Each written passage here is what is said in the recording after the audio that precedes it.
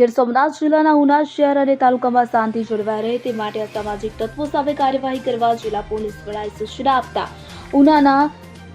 સનખડા ગામના 5 જેટલા બુટલેગરોને 65 રાજ્યના અલગ અલગ જિલ્લાઓની જેલમાં ધકેલવામાં આવ્યા છે. મળી આવતી માહિતી મુજબ આગામી દિવસોમાં 31 ડિસેમ્બર નજીક હોવાથી શહેર અને જિલ્લામાં દારૂ આધારિત ગુનાઓ ન બને તે બાબતને ધ્યાનમાં રાખી જિલ્લા પોલીસ વડા મનોહરસિંહ જાડેજા દ્વારા સામાજિક પ્રવૃત્તિઓ આચરનાર ઇસમો પર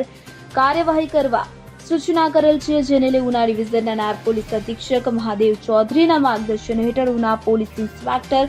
મહેન્દ્રસિંહ રાણાએ ઉના તાલુકામાં દારૂના ગુનાઓમાં સંડોવાયેલ બુટલેગરોની પાસા હેઠળ દરખાસ્ત તૈયાર કરી જિલ્લા પોલીસ વડા મારફત ગીર સોમનાથ જિલ્લા કલેક્ટર દિગ્વિજયસિંહ જાડેજાને મોકલતા પાસા વોરંટ જાહેર કરવામાં આવ્યું હતું. આરોપીઓ વિરુદ્ધ પાસા વોરંટ જાહેર થતા જિલ્લા ક્રાઇમ બ્રાન્ચના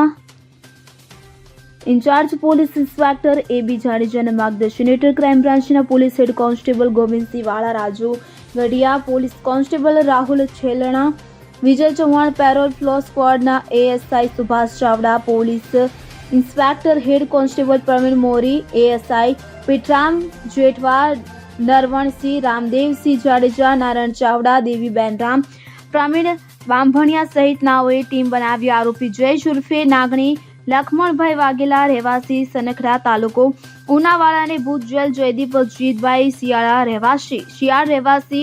સનખડા તાલુકો ઉનાવાળાને સુરત મધ્યસ્થ જેલ, હરદીપ ઉર્ફે ચેતન જીતુભાઈ શિયાળ રહેવાસી સનખડા તાલુકો ઉનાવાળાને ભુજ જેલ, નીરવ વિશાલભાઈ ગોહિલ રહેવાસી સનખડા તાલુકો ઉનાવાળાને અમદાવાદ મધ્યસ્થ જેલ, ભગુ જોધુભાઈ ગોહિલ રહેવાસી સનખડા તાલુકો ઉનાવાળાને વડોદરા મધ્યસ્થ જેલ ખાતે ધકેલવામાં આવ્યા હતા. ત્યારે આમ ઉના તાલુકામાં એક સાથે 5 જેટલા બુટલેગરોને રાજ્યના વિવિધ જિલ્લાઓની જેલમાં પાસા હેઠળ ધકેલવામાં આવતા તાલુકામાં ગુનાઓ આચરતા ઇસમોમાં ફફડાટ વ્યાપી જવા પામ્યો હતો. Bureau report CN24 news. હવે જુઓ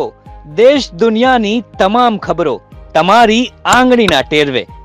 ઉઠાવો મોબાઈલ અને Google Play Store પરથી ડાઉનલોડ કરો અમારી CN24 ન્યૂઝ મોબાઈલ એપ.